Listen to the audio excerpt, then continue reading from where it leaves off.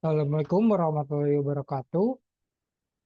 Di sini saya akan mempresentasikan ujian akhir semester nama Febrian Chandra dengan NIM 41121250 program studi teknik informatika, mata kuliah pengenalan big data, dosen Ibu Neti Nurda, sarjana komputer MT PhD. Satu soal aspek database data warehouse. Purpose menangani transaksi operasional harian OLTP, mendukung analisis data dan laporan bisnis OLAP. Performance dioptimalkan untuk kecepatan baca tulis transaksi. Data warehouse dioptimalkan untuk query analisis laporan. Karakteristik real time, data berubah secara dinamis. Data warehouse historical, data bersifat tetap dan teragregasi.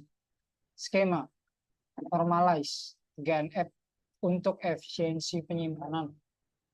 Denormalize, star, snowflake, skema untuk efisiensi query. Data freshness, real time atau sangat up to date. Data warehouse terjadwal harian, mingguan, dan seterusnya.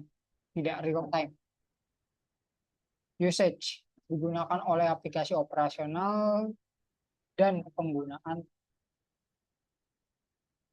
operasional. Data warehouse digunakan oleh analis, manajemen, dan BI tools. Query complexity. Query sederhana. CRUD. Operasi standar. Query kompleks dengan agregasi dan analisis. Data type, transaksional dan detail. Data warehouse, aggregate, summary, dan historical.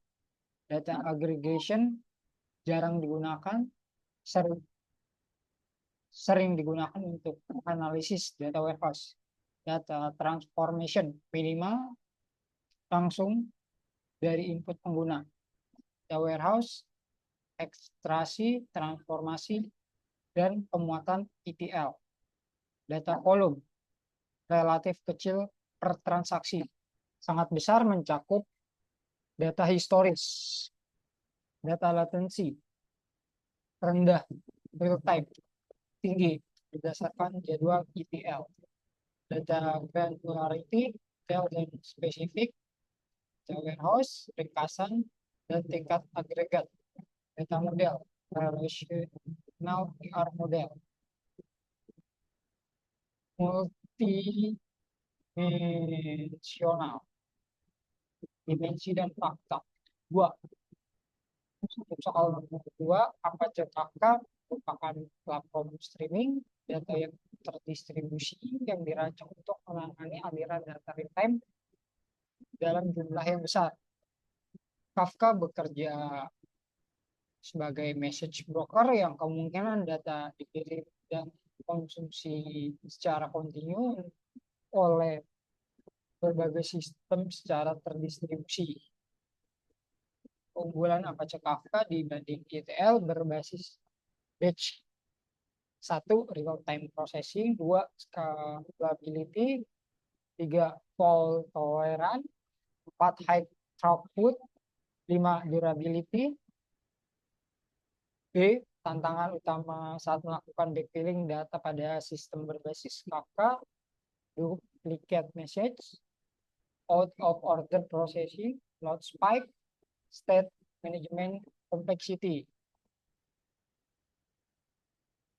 Solusi teknis yang dapat diterapkan gunakan topik terpisah untuk nomor satu, nomor kedua implementasi independent consumer, tiga gunakan timestamp filtering, empat batching dan rate limiting, lima monitoring dan alerting, tiga soal nomor tiga Bagian A, Project Stone ini dilatar belakangi oleh permasalahan daya saing kopi Indonesia di pasar global. Meskipun Indonesia adalah produsen kopi terbesar keempat di dunia, posisi masih kalah dibandingkan negara saing seperti Vietnam. Itu soal nomor 3 bagian B, sumber data yang didapat berasal dari jurnal kimia nasional, internasional, laporan resmi pemerintah, statistik dari BPS dan Dijen Perkebunan, data sekunder dari portal publikasi dan media digital, jenis data, terstruktur, semi struktur, tidak terstruktur. C.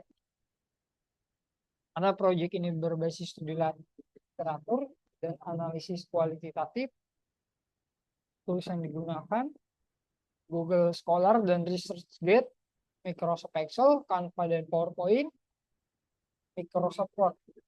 Itu soal nomor 3 bagian D. Beberapa tantangan dalam proyek ini, keterbatasan data primer karena proyek tidak melakukan survei langsung, literatur yang tersebar sehingga butuh waktu untuk menyaring yang relevan dan kredibel, kesulitan mengukur daya saing secara komprehensif karena banyak variabel yang tidak tersedia dalam bentuk angka.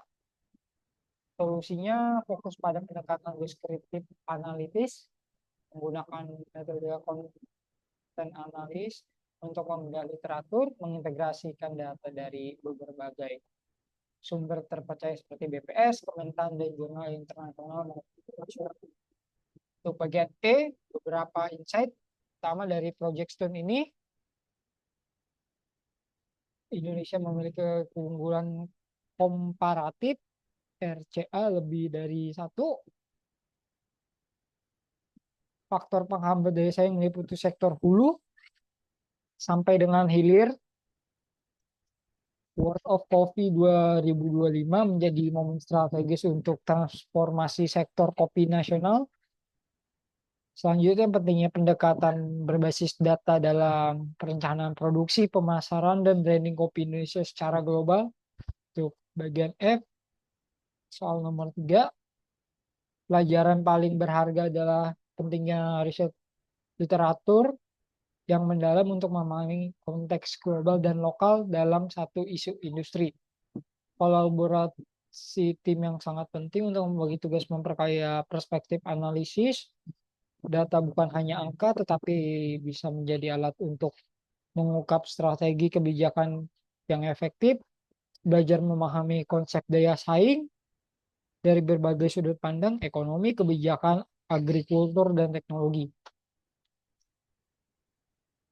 Soal nomor 4, bagian A, latar belakang dan tujuan dari penelitian.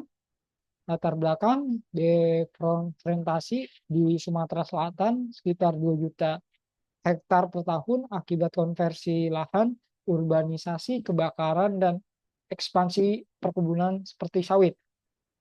Tujuannya melakukan change detection, perubahan tutupan hutan antara 2003 dan 2018.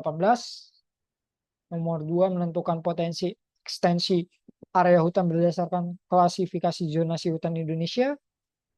B, sumber dan jenis data, sumber data, citra satelit, multispektral, Landsat 7 2003 dan Landsat 8 tahun 2018 dari USGS dan BIG. Jenis data terstruktur, semi struktur, dan tidak terstruktur. Teknologi dan tools, pengelolaan citra Landsat, metode pengambilan keputusan analytical hierarchy proses AHP, visualisasi dan outputnya peta LULC 2023 dan 2018. D, insert dan nilai hasil perubahan tutupan tahun 2003 sampai tahun 2018. Kriteria terpenting AHP, potensi ekstensi area, nilai strategisnya.